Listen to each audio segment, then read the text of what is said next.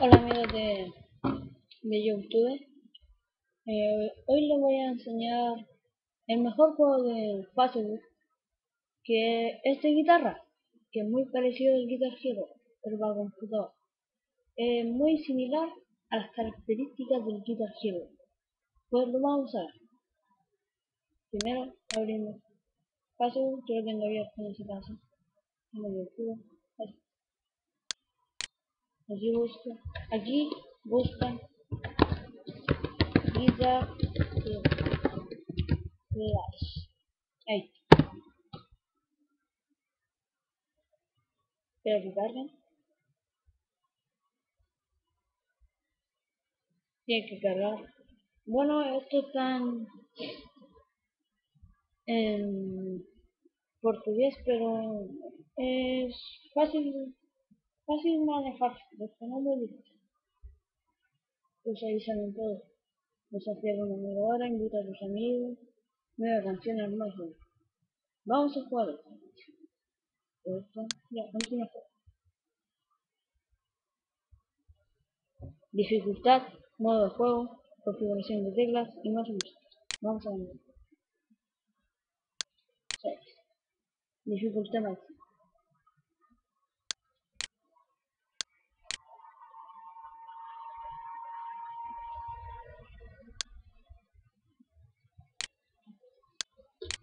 Comencemos. Ahora sí, jugar. Muy bueno.